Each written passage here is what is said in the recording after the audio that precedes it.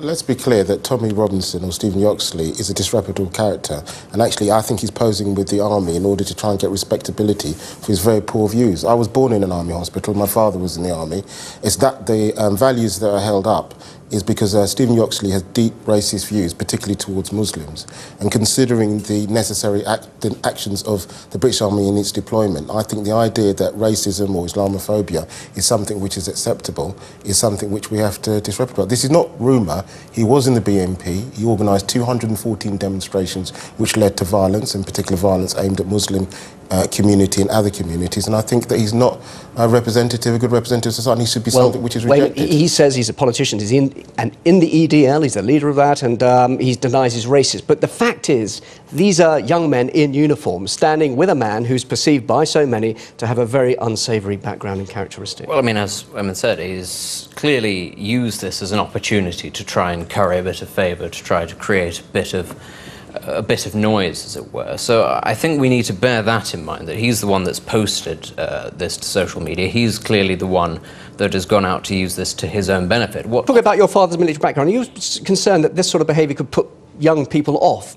joining the army? I don't think it just only put young people off. I just think that, you know, my own father was deployed all over the world, and the idea that the people internationally will see this and people say they're neutral when they go to different countries or serve in Muslim countries, the idea that they're chanting somebody who's known Islamophobe, if anything happens after that, I think that people will question the veracity. The BNP, which he was a member of, has been designated, could be called a Nazi organisation.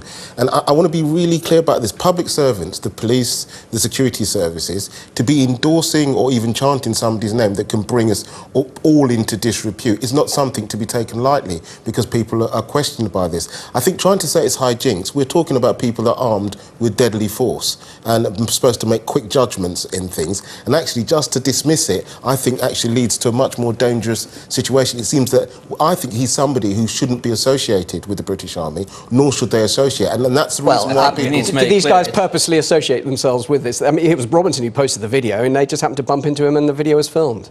I think we should be really clear that I don't think we should be so naive not to understand why Robinson posted it and why the actual... If it was the police or the army, why they've taken such a jaundiced view of this.